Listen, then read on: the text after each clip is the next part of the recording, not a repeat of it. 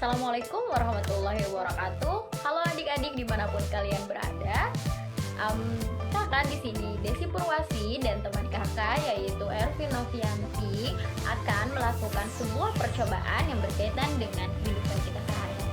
Kita mengetahui bahwa bernafas adalah proses masuknya udara dari lingkungan ke dalam tubuh kita, dan aktivitas ini selalu kita lakukan setiap detik, setiap menit, setiap saat, ya, begitu adik-adik.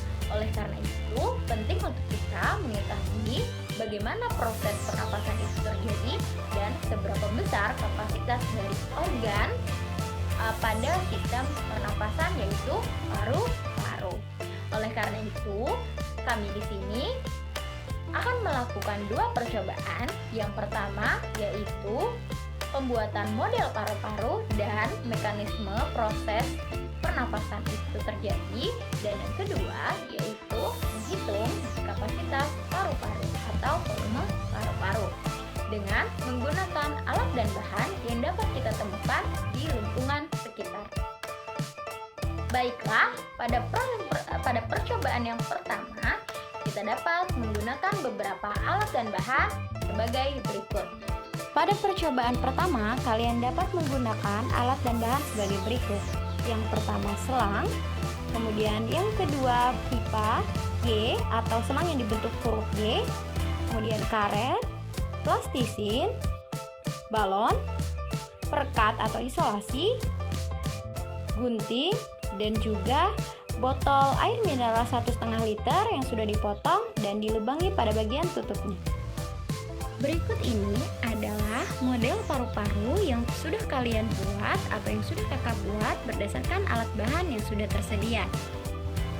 Setelah adik-adik merangkai model paru-paru seperti ini berdasarkan alat bahan yang sudah disediakan, adik-adik dapat melakukan pengamatan untuk melihat atau mengamati bagaimana proses pernapasan terjadi. Adik-adik menandai bagian-bagian dari model paru-paru dengan huruf. Bagian A, bagian B adalah cabang yang berkaitan langsung atau berhubungan dengan selang bagian atas. Kemudian kedua balon, kanan dan kiri. Kemudian bagian C yaitu permukaan botol. Kemudian bagian D itu adalah balonnya, dan bagian E adalah bagian bawah atau balon yang menutupi bagian permukaan bawah. Kemudian percobaan dapat dilakukan dengan menarik bagian E atau bagian bawah ke bawah dan amati pada bagian D atau pada bagian balon. Apa yang terjadi? Mari kita lakukan. Yang pertama, kita tarik bagian bawah dari model paru-paru dan kita amati apa yang terjadi pada balon.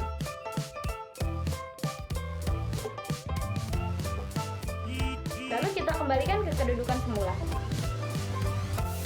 Kita ulangi sekali lagi. Apakah adik-adik dapat melihat yang terjadi pada balon?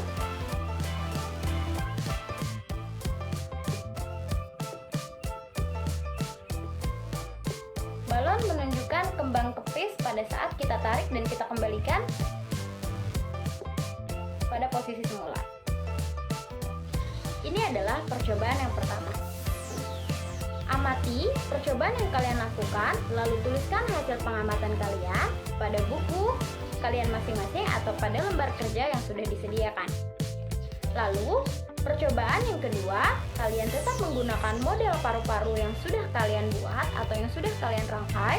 Kemudian, percobaan yang kedua dapat dilakukan dengan menekan bagian permukaan botol dan kemudian mengamati pada bagian D atau pada bagian paru-paru. Maaf, maksudnya pada bagian kedua balon. Kita lihat, yang pertama, kita tekan. Kita amati dulu pada balon apa yang terjadi. Balon masih dalam posisi mengempis. Lalu kita amati pada saat kita tekan apa yang terjadi.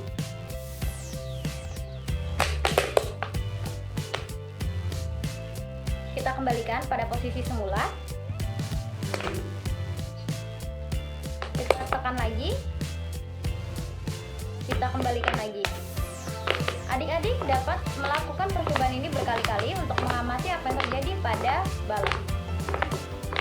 Ternyata pada saat kita menekan, balon mengempis, dan saat kita kembalikan, balon mengembang.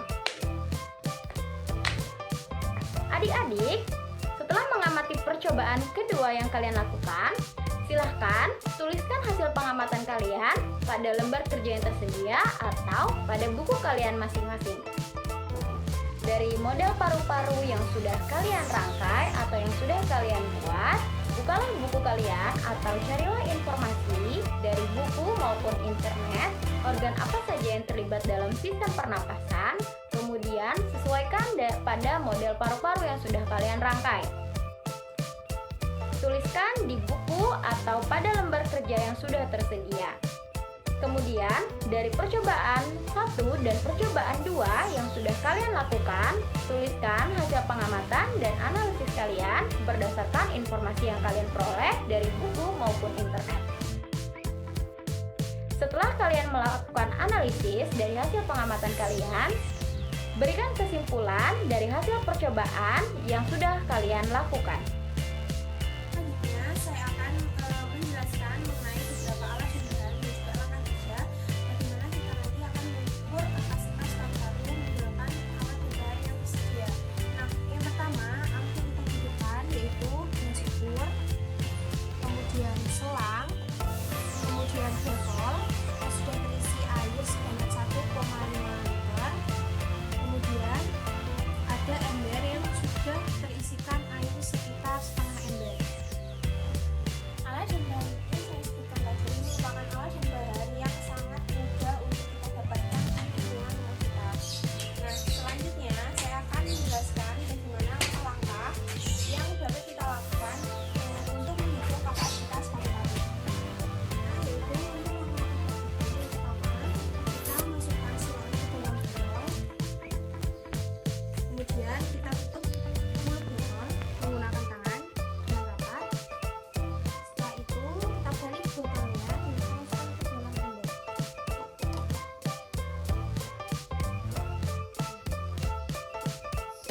Selanjutnya kita akan menghitung kapasitas untuk berada 1 meter.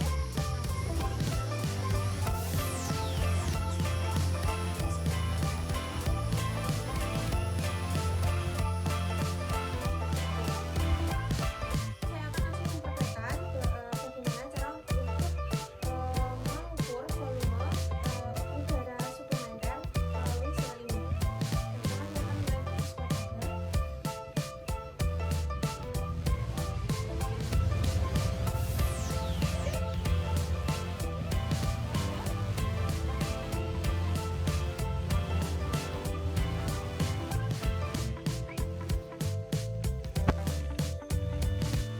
Nah, ini merupakan sisa volume air yang ada di dalam botol. Nah, untuk mengetahui berapa volume yang tersisa ini, kita tuangkan ke dalam gelas ukur.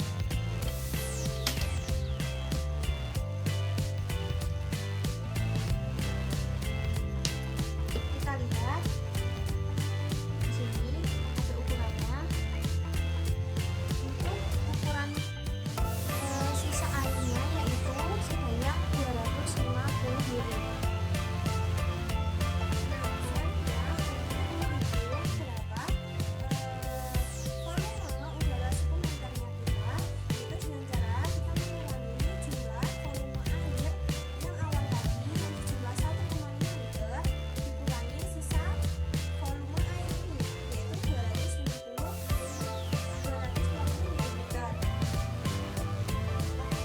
Setelah itu kita mendapatkan hasilnya, kita tuliskan di lembar kerja sesuainya. Dalam perhitungan kapasitas paru-paru, ketika kita melakukan volume, pasti hasilnya dari setiap individu atau setiap orang nanti akan berbeda. Karena ada beberapa faktor yang dapat mempengaruhi banyak sedikitnya volume atau kapasitas paru-paru di manusia. Antara lain bisa dikatakan aktivitas, kemudian usia, kemudian juga bisa dikatakan jenis kelamin. Adik-adik di rumah dapat melakukan berbagai percobaan dengan menggunakan barang-barang yang dapat kalian temukan di sekitar kalian atau barang-barang yang ada di rumah. Kita akan melakukan percobaan yang lain pada pertemuan selanjutnya. Terima kasih dan sampai jumpa pada percobaan berikutnya.